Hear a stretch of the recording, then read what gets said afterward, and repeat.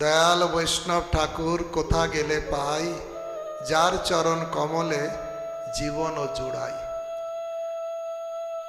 কালকে একটা কথা শুনছিলাম, একজন সাধু বলছিলেন যে সাধু হচ্ছে সে যার কাছে গেলে কিছুক্ষণ বসতে ইচ্ছে করে। বলে শীতল ছায়া যেমন, অনেক ক্লান্ত জীব যখন ক্লান্ত আর রাস্তা দিয়ে হাঁটছে, ঘাম ঝরছে, ক্লান্ত, হঠাৎ একটা বট গাছ পেয়েছে, কি করবে? একটু আশ্রয় নেবে কি নেবে না? হ্যাঁ, ঘাম ঝরছে, ক্লান্ত। এই সংসার সে আমরা যখন ক্লান্ত হই, আমাদের আশ্রয় দেয় এই সাধু। তাই আমি এইটাই লেখার চেষ্টা করেছি। দয়াল বৈষ্ণব ঠাকুর কোথা গেলে পাই, যার চরণ কমলে জীবনও জোড়াই। সাক্ষাৎ তীর্থ তুমি কৃষ্ণ শক্তি ধরো, হৃদয়ে সর্বদা গোবিন্দ বহন করো। তুমি সবসময় হৃদয়ে গোবিন্দকে বহন করে নিয়ে চলো।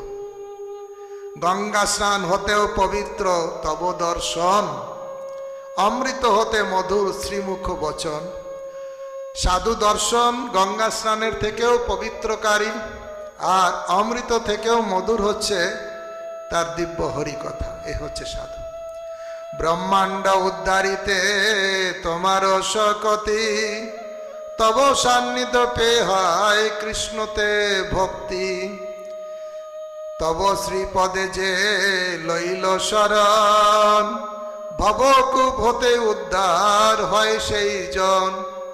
নিশ্চিত তোমার চরণে যে শরণাগত হবে, অবশ্যই এই সংসার কূপ থেকে সে উদ্ধার পাবেই পাবে। তুমি পারো কৃষ্ণ দিতে মুই অভাজন, জন্মে জন্মে শরণ লইনু ও রাঙা চরণ। কৃষ্ণ ভক্তি দেহ মরে বৈষ্ণব ঠাকুর, জন্মে জন্মে হই যেন তোমার কুকুর। মোর লাগি কৃষ্ণ পদে করুণ আবেদন, দয়া করে আমার জন্য কৃষ্ণের কাছে একটু বলুন। মোর লাগি কৃষ্ণ পদে করুণ আবেদন, জন্মে জন্মে পাই যেন শ্রীকৃষ্ণ চরণ। মুই পাপী নরাধম কোন গুণ নাই, অহৌতুকি করুণা তব পদে চাই। পদ্মনেত্র নিত্য তব চরণের দাস, জন্মে জন্মে হয় যেন তব সনে বাস। বৈষ্ণব সঙ্গে যেন বাস হয়। তে হচ্ছে তাদেরও চরণ সেবী ভক্ত সনে বাস, জনমে জনমে হয় এই অভিলাষ। নরোত্তম দাস ঠাকুরও লেখে। তাই এখানে আমরা দেখি বলছেন এই কথোপকথন যে শ্রবণ করবে তারও ভয় চলে যাবে। তাই আমরা দেখি ভাগবত কথা সাধু মুখে যখন শ্রবণ করি, আমাদের সংসার ভয়, উদ্বেগ, উৎকণ্ঠা এসব চলে যায়।